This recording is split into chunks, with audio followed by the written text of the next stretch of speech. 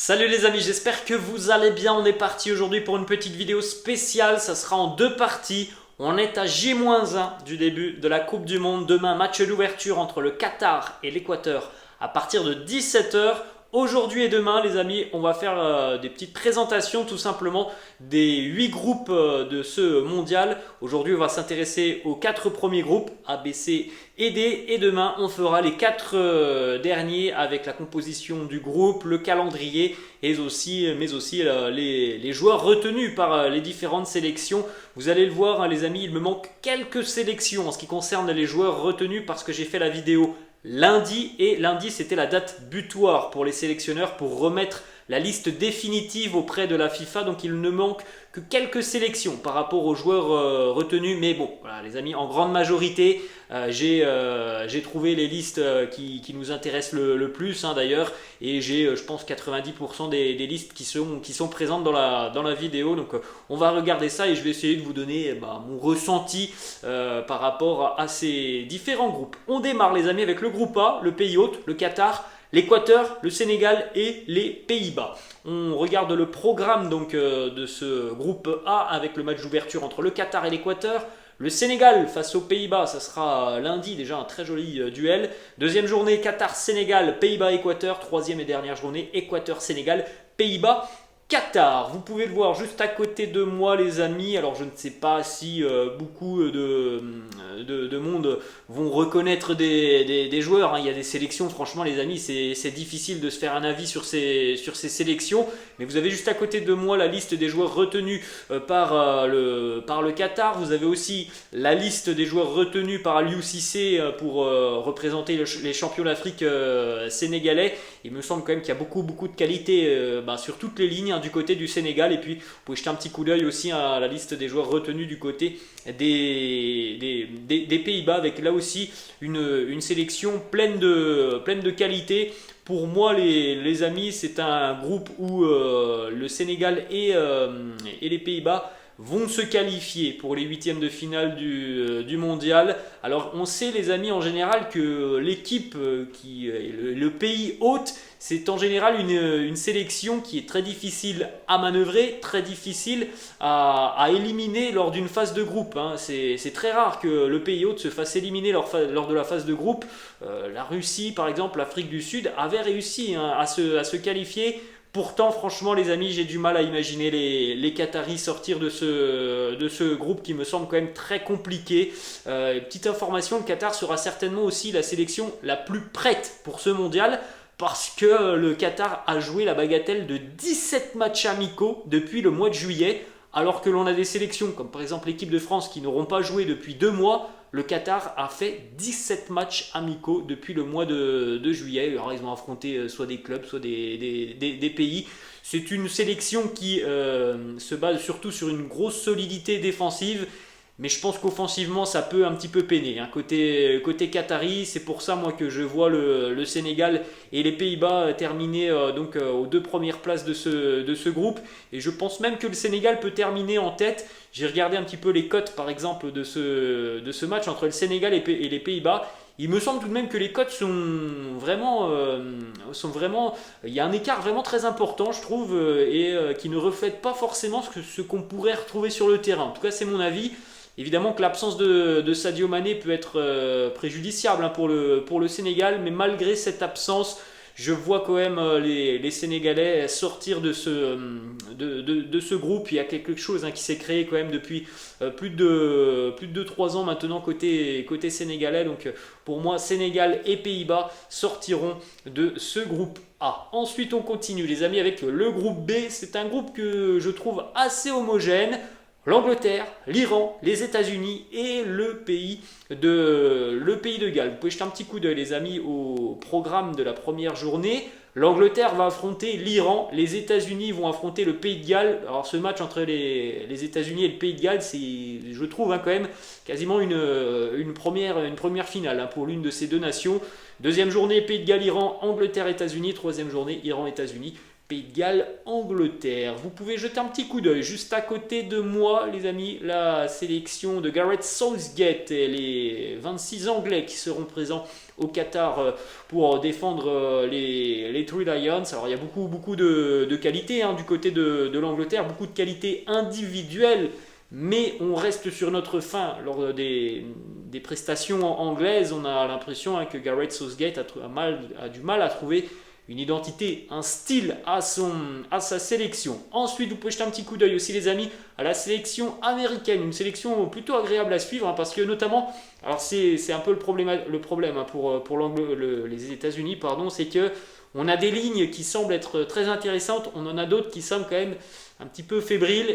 Vous pouvez regarder les noms en attaque, il y a de la qualité quand même du côté de la sélection américaine, mais il me semble quand même que cette équipe défensivement, elle aura des soucis et elle est relativement inexpérimentée. Si vous regardez un petit peu tous les profils que l'on connaît, évidemment les amis, en majorité ceux qui ont évolué en Europe, ce sont des joueurs très très jeunes. Je ne sais pas s'ils auront la maturité et l'expérience pour aller chercher quelque chose dans ce groupe, mais c'est vrai qu'il y a quand même des jeunes prometteurs du côté des États-Unis. Ensuite, on enchaîne, les amis, avec la sélection iranienne de Carlos Queiroz. C'est une sélection qui est vraiment difficile à manœuvrer. Cette sélection iranienne, c'est une sélection qui n'encaisse que très très peu de buts. Bon, elle ne marque pas non plus énormément, mais évidemment que la présence de Azmoun et surtout de Mehdi Taremi, qui est sur une forme exceptionnelle avec le FC Porto, peut permettre à l'Iran d'espérer quelque chose lors de cette phase de groupe qui me semble assez ouverte. L'Angleterre fait partie, je pense, évidemment du favori du groupe, même si moi je ne suis pas très impressionné par les Anglais. Je pense quand même que voilà, ça va passer pour l'Angleterre. Après, ça reste très ouvert. Je vous ai parlé des États-Unis que je trouve tout de même fébrile défensivement, même s'il y a de la qualité individuelle. L'Iran est pour moi une équipe très très homogène, mais il faut absolument que Mehdi Taremi et Azmoun, par exemple, puissent répondre présents offensivement. Et puis on termine donc avec le Pays de Galles. Alors là, du côté gallois, les amis, c'est quelque chose de très homogène. C'est une sélection qui se connaît très bien. Il y a pas mal de joueurs très très expérimentés du côté du Pays de Galles. Donc pour moi, le Pays de Galles fait partie des gros outsiders de ce groupe. J'ai du mal à me prononcer, les amis, sur la deuxième sélection qui sera en huitième. Je pense que l'Angleterre sera en huitième. La deuxième sélection, pour moi, les amis, c'est compliqué. Et je pense que ça se jouera entre le Pays de Galles et l'Iran. Vraisemblablement, d'ailleurs, sur la confrontation directe entre ces deux sélections. J'ai du mal à croire pour le moment, les amis, en cette prometteuse génération américaine qui me semble tout de même très inexpérimentée. On continue, les amis, avec le groupe C, où il y a pour moi l'un des grands favoris, si ce n'est peut-être le grand favori de la compétition. Le groupe C avec l'Argentine, l'Arabie Saoudite, le Mexique et la Pologne. Vous pouvez jeter un petit coup d'œil, les amis, donc au groupe avec dès lundi 11h du matin. Il faut retenir l'horaire. 11h lundi, l'Argentine face à vraisemblablement la sélection la plus faible du groupe, l'Arabie Saoudite. Un petit peu plus tard dans l'après-midi, Mexique-Pologne. Prochaine journée, Argentine-Mexique, Pologne-Arabie Saoudite. Dernière journée, Pologne-Argentine et Arabie Saoudite.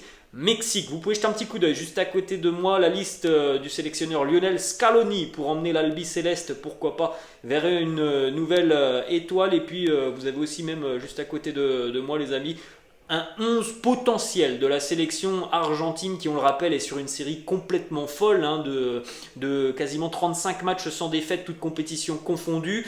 Donc pour moi, l'Albi Céleste fait partie des grands favoris de cette Coupe du Monde. Donc voilà, par rapport à ce groupe, je vois évidemment l'Argentine terminer en tête du groupe sans trop de soucis. Ça, c'est mon avis. Il y a énormément de qualité. Il y a une équipe qui est difficile à battre. 35 matchs consécutifs sans la moindre défaite, les amis. C'est que voilà, il y a une force collective qui se dégage de cette sélection argentine. Donc pour moi, l'Argentine terminera en tête. Ensuite, les amis, vous pouvez jeter un petit coup d'œil juste à côté de moi, la liste notamment aussi pour la Pologne avec Lewandowski, Milik, Piatek. Il y a de la qualité offensivement du côté de la Pologne. On a aussi par exemple Zielinski au milieu de terrain, Frankowski que l'on connaît du côté de Lens, Kamil Grosicki. C'est une équipe talentueuse, cette équipe polonaise. Ensuite, on continue aussi avec la liste des des Mexicains, pardon, de Tata Martino. Là aussi, c'est une équipe très talentueuse, cette sélection mexicaine, avec voilà, ce supplément d'âme sud-américain. Et pour moi, j'ai pas trouvé, les amis, la liste de l'Arabie Saoudite. Donc pour moi, voilà, ça va se jouer la deuxième place entre le Mexique et la Pologne, et je vais donner un avantage aux Mexicains qui, par le passé, sur certaines éditions du mondial, ont réussi à sortir de la phase de groupe. La Pologne est une sélection qui me déçoit souvent lors de grandes compétitions, l'Euro, la Coupe du Monde. Même s'il y a beaucoup de qualité côté polonais, je ne suis pas sûr que Lewandowski soit en mesure d'amener sa sélection en huitième de finale. Donc pour moi, avantage aux deux sélections sud-américaines, l'Argentine et le Mexique. On termine cette première partie donc, de vidéo, les amis, avec le groupe D. Groupe qui nous intéresse parce qu'on a la présence de l'équipe de France, championne du monde en titre. Est-ce que les Bleus vont être en mesure d'aller chercher, pourquoi pas, un deuxième titre à 4 ans après, hein. On sait que, les amis, hein, que c'est une mission quasi impossible, hein, d'aller remporter 2 Coupes du Monde consécutivement. Ça fait très longtemps que ça n'est pas arrivé, tout simplement. Les Bleus qui seront donc accompagnés de l'Australie, c'était déjà le cas il y a 4 ans, du Danemark, c'était déjà le cas il y a 4 ans aussi, et on a la présence aussi de la Tunisie. Voilà le groupe, les amis. L'équipe de France va devoir absolument bien rentrer dans sa compétition face à la sélection qui me semble être la plus faible de ce groupe, l'Australie. Mais on s'en souvient, les amis, il y a 4 ans, et surtout sur un match d'ouverture avec très peu de préparation, même pas 10 jours pour les Bleus. Ça a tout du match piège, mais les Bleus doivent absolument bien rentrer dans la compétition en battant l'Australie. On aura aussi Danemark-Tunisie, deuxième journée France-Danemark, Tunisie-Australie, dernière journée Australie-Danemark et Tunisie-France. Vous pouvez jeter un coup d'œil juste à côté de moi, les amis, la liste des joueurs retenus par le sélectionneur Didier Deschamps. Alors ça, c'est la liste qui était sortie il y a déjà une grosse dizaine de jours. 2 modifications à apporter dans cette liste. La présence de Marcus Thuram en attaque, et il faut aussi souligner que Presnel Kimpembe ne disputera pas la Coupe du Monde. Presnel Kimpembe est forfait, il a été remplacé par Axel Disasi. Vous pouvez jeter un petit coup d'œil aussi, les amis, juste à côté de moi. Équipe probable pour l'équipe de France qui jouera vraisemblablement en 4-3-3, hein, selon les informations aussi d'ailleurs de Téléfoot. On devrait se diriger vers un 4-3-3 pour les Bleus. Donc vous avez les compositions probables et différents choix pour le sélectionneur Didier Deschamps. On connaît aussi, les amis, les adversaires, hein, de l'équipe de France, avec notamment la sélection danoise, une sélection qui ne réussit pas à l'équipe de France. C'est une sélection qui, on le rappelle, a été demi-finaliste de l'Euro, hein, il y a 2 ans maintenant. Donc c'est quand même une sélection assez solide, hein, cette sélection danoise. On a beaucoup de qualité sur toutes les lignes. C'est une équipe très homogène, très difficile à manœuvrer. Ensuite, on retrouve aussi la sélection de la Tunisie, une sélection qui a en général beaucoup de mal à marquer. C'est une sélection qui a basé pas mal de ses bons résultats récents sur une grosse solidité défensive, et après offensivement il y a quelques joueurs de qualité. Ça semble tout de même être léger, je trouve, pour la sélection tunisienne d'aller chercher une qualification en huitième de finale. Et on termine avec la sélection australienne qui me semble être la sélection la plus faible, hein, de ce groupe. Donc les amis, on sait aussi à quel point c'est compliqué pour un champion du monde depuis quelques années de sortir de la phase de groupe. On est tous conscients de cela. Je pense que les Bleus savent aussi cela. Maintenant, voilà, on espère qu'il n'y aura pas de faux pas de la part de l'équipe de France. Ce serait évidemment une catastrophe de ne pas sortir de ce groupe qui semble être promis à l'équipe de France et au Danemark. Pour la Tunisie, l'important, hein, pour la sélection tunisienne, c'est évidemment cette première journée. Il faut absolument, pour les Tunisiens, s'ils veulent espérer quelque chose, faire un résultat face au Danemark. Mais moi, franchement, les amis, je donne ma préférence à la sélection danoise. Donc voilà, pour moi, ça sera les Bleus et la sélection danoise qui termineront donc aux 2 premières places de ce groupe. Je ne serais pas surpris si les Bleus terminaient deuxième du groupe, les amis. Donc voilà, je pense que voilà, franchement, cet adversaire danois, il peut poser énormément de soucis. En tout cas, je vois tout de même les Bleus se qualifier dans ce groupe. Voilà les amis, la fin de cette première partie de vidéo. J'espère que ça vous a plu. N'hésitez pas comme d'habitude à lâcher un petit pouce bleu. N'hésitez pas non plus à vous abonner à la chaîne. Et puis pour ceux qui le souhaitent, si ça vous a plu, si ça vous a intéressé, revenez demain pour la deuxième partie avec les 4 derniers groupes. Je vous laisse les amis, je vous dis à demain. Ciao.